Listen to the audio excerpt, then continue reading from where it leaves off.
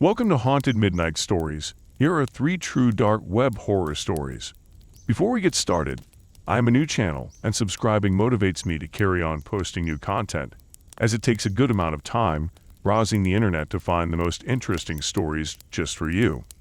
Thank you. I've always considered myself an avid film buff, obsessed with finding and collecting rare and obscure movies. So when I stumbled upon an auction on a dark corner of the internet, claiming to have an unpublished film from a small local director, I couldn't resist taking a look.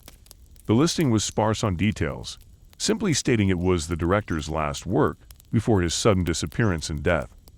My curiosity was piqued. I bid cautiously, not wanting to attract too much attention. To my surprise, I won the auction for a reasonable price. A few days later, a small, beaten-up package arrived on my doorstep. Inside was an older external hard drive, scratched and worn from obvious frequent use. Hooking it up to my laptop, I felt a swell of anticipation, wondering what forgotten cinematic treasure I was about to unveil. I clicked through the mess of oddly named files and folders looking for the video file. But I couldn't find any movie, just an assortment of generically titled video clips. Perplexed, I opened one at random. The video was low quality, shaky and grainy. It depicted a young woman alone in a sparse room with concrete walls and a single bed. She was pacing slowly, anxiously looking over her shoulder every few steps. As the video went on, she grew more erratic, checking the door repeatedly, shaking her head and muttering to herself. Her behavior became increasingly distressed and paranoid. After several tense minutes, the video ended abruptly. Uneasy, I clicked the next file. This video showed an older man seated stiffly at a small table, hands folded neatly in front of him. He stared straight ahead, completely motionless and blank-faced. After a full 3 minutes of stillness, he suddenly began speaking quickly and silently, his mouth moving in rapid patterns, shaping inaudible words. His eyes never lost their hollow stare. Just as abruptly, the video cut off, leaving me stunned and deeply unsettled. As I checked more files, each seemed to follow an eerily similar pattern. Individuals left isolated in small rooms, their mental states deteriorating over the course of 10 to 15 minutes of footage. Some paced rapidly, clawing at the walls. Others sat silently in the corner, head in their hands, rocking back and forth. The videos evoked a strange, voyeuristic dread, like I was witnessing something private and intensely disturbed. The complete lack of audio made them infinitely more disturbing. Toward the end of the folder, I came across a text document. It contained meticulous notes and instructions on constructing concealed cameras, editing long-form footage, even suggestions for subtly manipulating subjects to heighten their mental anguish and elicit more dramatic reactions. The cold, scientific language detailed techniques for keeping people off balance, heightening paranoia, inducing breakdowns. Realization dawned on me with revulsion. This was not staged horror. These were recordings of actual suffering people. I frantically tried deleting the files, ejecting the hard drive, anything to purge this depraved collection from my computer. But it seemed to possess a malicious resilience. The files reappeared each time I deleted them. The external drive kept remounting no matter how many times I ejected it. Panic set in. I felt violated, contaminated by this sadistic archive that I could not shake from my machine. Over the next week, I became increasingly paranoid, certain I was being watched or tracked. I started seeing the haunted faces of those video victims in crowds, down dark alleys. I covered my laptop camera with tape, disabled location services on my phone, but the creeping dread persisted. I stopped sleeping, kept thinking I could hear the muffled screams of the people in those videos echoing faintly through my apartment at night.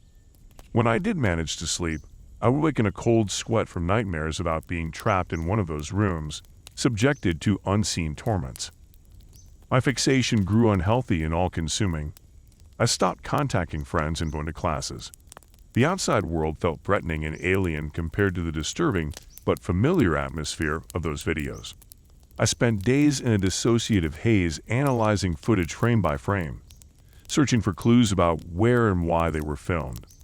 The lack of audio made the scenes even more cryptic, like gazing into purgatorial dioramas. Eventually, I discovered a deeply buried set of instructions for new users. how to set up recording equipment in innocuous locations, choose vulnerable subjects, edit footage for maximum impact. The manual spoke with a detached authority about constructing sets and scenes to generate content, like this was just some perverse film production. I wanted desperately to know who orchestrated this sinister project, where these doomed actors were now. But the dark web's labyrinth of anonymity yielded no answers. One night I awoke to all my devices suddenly turning themselves on, the video files projected on every screen. I frantically pulled plugs from walls, but the items just powered back up. It was as if the digital evil had metastasized and taken on a life of its own. In that moment I knew this malignant collection had become grafted onto me. It lived in my mind now. Destroying the physical drive would do nothing. I took the old drive out to an abandoned construction site and smashed it to shards with a sledgehammer. I collected every last piece and dropped them into a roaring fire pit until it was molten scraps of plastic and metal. But as I watched the last embers fade into the night, I felt no sense of release.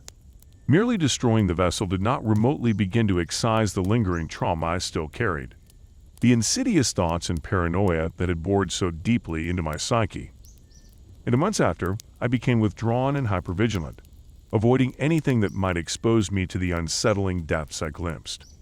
I gave away my film collection, disconnected from other collectors and archives. What was once exhilarating academic pursuit had become irreversibly tainted, associated only with the horror I witnessed. Years later, those haunted faces still drift through my mind, specters from an unsolved mystery that time cannot erase. I'd still catch myself scanning crowds for those lifeless eyes, listening for anguished cries just out of earshot. Though the footage is long destroyed, my psyche still strains from the weight of unanswered questions. Who were they? Why did they suffer? Will those pictures ever stop flashing through my dreams? I fear I may never fully understand the darkness I glimpsed that day. Some stains simply cannot be scrubbed away. When I started working on my criminology research paper, I never could have imagined it would lead to the utter destruction of my financial life. The paper was about cybercrime and the dark web, and in my naivety, I thought I could handle casually browsing it for my research. After all, I was just looking. How much harm could that do? Quite a bit, as it turns out. My curiosity and carelessness opened the door for a living nightmare that still haunts me to this day. My first baby steps into the dark web started innocently enough. I downloaded the Onion Router, or TOR, in order to access hidden sites and servers. I knew the dark web facilitated all manner of criminal activity, including identity theft, drug dealing, and worse. But I convinced myself I could avoid trouble by not delving too deeply. I would just scratch the surface for my paper, getting the bare minimum experience needed to describe it. Armed with this justification, I started browsing. The first sites I found looked like everyday forums and message boards, but sprinkled amongst ads for marijuana and hacking services were more sinister offerings. Hitmen for hire, trafficked weapons and drugs, even disturbing pornography. One wrong click would open the door to a black hole I might never escape from. But driven by academic curiosity, I pressed on, telling myself this was all in service of a higher scholarly purpose. Eventually, I came across a site offering free downloads, music, movies, ebooks, computer programs. To this day, I don't know why I ignored all the warning signs and clicked further. Maybe just to see if it was real. Surely downloading a few harmless files couldn't cause too much trouble, could it? I was about to find out how very wrong I was. I browsed the free downloads cautiously, looking for the most innocuous options. I settled on a few ebooks, private label songs, and a simple photo editing program. They all downloaded smoothly and nothing nefarious immediately jumped out at me. Satisfied I hadn't caused too much potential damage, I logged off, thinking I had gotten the experience I needed. What a fool I had been. A few days later, the retribution for my digital trespass began. It started gradually, small, strange charges on my bank account and credit cards. A $12 charge to a gas station in a different state. A $30 debit at a restaurant I had never eaten at. I called my bank to dispute the charges and canceled the affected cards. The bank assured me the charges would be reversed and new cards issued right away. Crisis seemingly averted. If only it had stopped there. Over the next week, the trickle of false charges became a flood. My accounts were being drained by the hour, so fast I couldn't even keep up. Online stores, money transfer services, even cryptocurrency exchanges I had never signed up for. By the time I got one fraudulently opened account frozen, two more had already been burned through. It didn't take long to determine my identity had been stolen and sold online. The free downloads had been Trojan horses, malware and spyware that gave hackers unfettered access to my computer, and from there my life. They siphoned off every shred of personal information and financial account they could access, and then they sold it all for Bitcoin on dark web marketplaces. I spent hours on the phone desperately trying to lock them out, but I was powerless to stop the coming tsunami. My credit score plummeted lower by the day. Collections agencies called about credit cards I never applied for. My email overflowed with password reset requests for accounts I didn't own. I barely recognized my own life anymore. The hackers always seemed to be 2 steps ahead of me.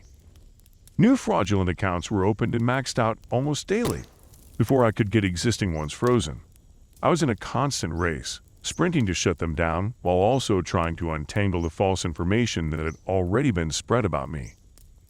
I tried everything, new passwords, secondary security, even deleting social media, but nothing could keep the hackers out permanently.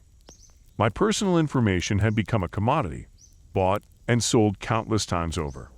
For every loophole I closed, they found 2 more, aided by personal details I couldn't change. SSN, driver's license, even fingerprints. Reclaiming my identity after the dark web heist was a nightmare that took over a year. Endless calls to banks, credit agencies, government offices, all just trying to prove I wasn't the one committing fraud. Constant vigilance, monitoring new unauthorized activity, changing passwords and account numbers like clockwork. My paranoia became so severe I stopped spending entirely, worried that any transaction could be compromised. The most chilling part was realizing how exposed I was. Fake accounts had been created linking my name to criminal records and activities. My personal documents had been advertised for sale on dark web exchanges. Even now, years later, I don't know the full extent of what hackers stole and made public. I will likely spend the rest of my life looking over my shoulder, wondering if my identity is still being misused and sold without my knowledge. I escaped the dark web research unscathed physically, but I did not emerge unscathed. The experience damaged my life and sense of security more profoundly than I could have conceived beforehand. What seemed an innocent academic exercise spiraled quickly out of control, opening the door to an ongoing nightmare. I lost more than money and good credit. I lost my faith in the world as a just and safe place. A harsh lesson earned from naivety and curiosity. The dark web is not to be trifled with. That curiosity got the better of us. We were bored, hopped up on junk food and energy drinks. Someone suggested we finally satisfy our curiosity and take a look at the dark web. The others protested at first, but peer pressure and boredom won out. I loaded up the Tor browser on my laptop and started clicking through random sites. Most were filled with jumbled code or scams trying to steal personal info. My friends crowded around me on the bed, laughing at the silliness of it all. But I kept pressing onward, drawn by the dangerous allure of this hidden cyber world. After an hour of searching, I landed on an ominous-looking page with a grainy video stream. It depicted a shadowy room lit by candles, the floor marked with strange symbols and sinister hooded figures lingering in the corners. A message above the video read, "Join us. The ritual will soon commence." I had stumbled upon what appeared to be some kind of dark ceremony or gathering. My finger hovered over the mouse, tempted yet uncertain if I should click the join link below. My heart pounded as I contemplated what horrors might await on the other side.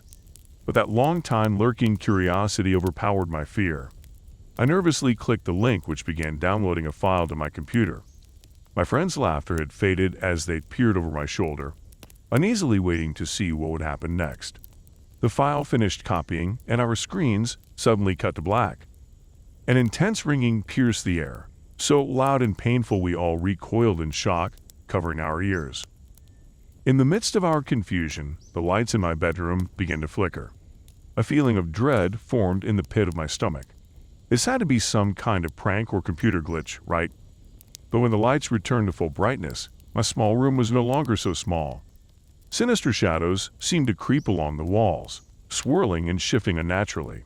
The ringing gave way to the sound of chanting, the strange words echoing as if from some great hall. I looked at my friends, eyes wide with fear and disbelief, praying they might have an explanation. But they stared back at me just as terrified and bewildered. A noxious odor permeated the air, like rotten eggs and burnt hair. My throat clenched and my muscles tingled as if electrically charged. I tried to stand, but my body convulsed, limbs flailing violently against my will. Beside me, my friends thrashed around in a similar horrifying state. When the convulsions finally ceased, I fearfully surveyed my surroundings, no longer recognizing my own bedroom. The carpeted floor was now cold stone engraved with ominous runes and symbols painted in dark crimson. The cheerful posters and photos on my walls were replaced by tapestries depicting twisted, nightmarish forms. The chanting from unseen entities reverberated through the macabre chamber. My mind reeled in shock and disbelief. This had to be a nightmare. My thoughts were interrupted by the shattering of reality once more. The violent convulsions returned, contorting my body as if it were possessed. The chanting crescendoed to a deafening roar. My vision blurred until all I could perceive were fleeting spectral shadows dancing around me. Each convulsion brought a new horror unfolding in my altered prison. When it finally stopped, I was no longer in control. I could still see, hear, and feel, but my body moved with a will not my own. My gaze fell upon my friends' familiar faces, now gaunt and soulless. Their eyes were empty black voids. Their twisted grins revealed rows of sharp, rotting teeth. In unison, we slowly turned towards the center of the room, towards the focal point of the disturbing ritual symbols. There, bound upon a blood-stained stone altar, was another friend from our group who had not joined us earlier that night. His eyes were wide with terror, screams muffled behind a grotesque mask. He struggled futilely against his restraints as we four approached, possessed vessels of some unseen evil. Our claw-like hands reached menacingly toward the sacrificial offering before us. As my fingers tightened around the helpless boy's throat, slowly draining the light from his bulging eyes, I realized we had ventured too far into the darkness. Curiosity had lured us in, but we were now trapped, transformed into instruments of evil in this nightmare realm. As the boy breathed his last, I could only hope that when the ritual was complete, the merciful release of death would find me as well. But deep down, I feared this was only the beginning of an endless living hell, spawned for the darkest recesses of the web. If you enjoy these stories, share your thoughts in the comments below. And if you had similar encounters, please share your experiences too. Thank you for watching, and please like and subscribe as it supports me a lot.